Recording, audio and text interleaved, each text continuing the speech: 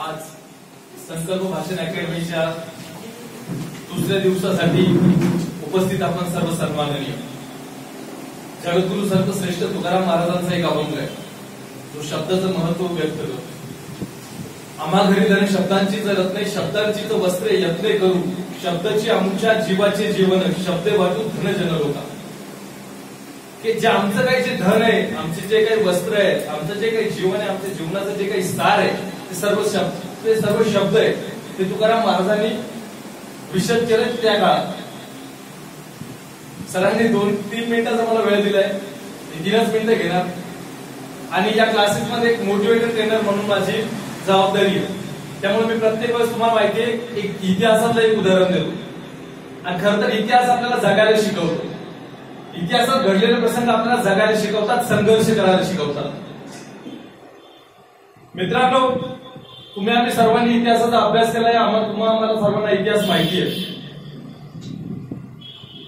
छत्रपती शिवाजी महाराजांच्या इतिहासात एक प्रसंग असा येतो, एका ठिकाणी राजे पन्हाळगडावरून निसटले आणि राजांनी सिद्धीला चकमा देण्यासाठी छत्रपती शिवाजी महाराजांची भूमिका, त्यांची वेशभूषा ही शिवा काशीतने केली आणि शिवा काशीची भूमिका, त्याची वेशभूषा करून छत्रपती शिवाजी महाराज दुसऱ्या पालखीतून दुसऱ्या गडाकडे निघाले आणि शत्रूचं जे सैन्य आहे, सिद्धीजवळचं जे सैन्य आहे, त्याने छत्रपती शिवाजी महाराजांची भूमिका केलेल्या शिवा काशीतला पकडलंय आणि त्याचा प्रसंग सुरू आहे। तेव्हा छत्रपती शिवाजी महाराजांच्या भूमिकेचे असलेल्या शिवा काशीतकडे बघून सिद्धी हसत हसत म्हणाला, तो आखिर आ ही गया दख्खन का चूहा हमारे सिकंदर में, अब दिखाएंगे इसे। पण दरबारात त्याचं वाक्य संपतो तोच दरबारात दुसरा आवाज घुमला, नहीं हुजूर, शिवा जैसा दिखने वाला शख्स शिवाजी नहीं हो सकता। तब शिवा काशित म्हणाला, क्या बोलते हो? हाँ हुजूर, मैंने देखा है शिवा काशित को। मेरे अबू जान अफजल खान, मेरे अबू जान ने आखिरी वक्त वार किया था शिवा के मस्तक पर, उस वार के निशान इतने जल्दी नहीं मिट सकते, ये शिवाजी नहीं हो सकता। तब दिशी शिवा सिद्धी लाल गुंद झाला, सेवकादार फरमान सोडला, तलवार लगा इसकी गर्दन को और पूछ। तब दिशी शिवा काशीच्या गर्दनीला तलवार लावण्यात आली। त्याला विचारण्यात आलं, सजवाता काफर कौन है तू?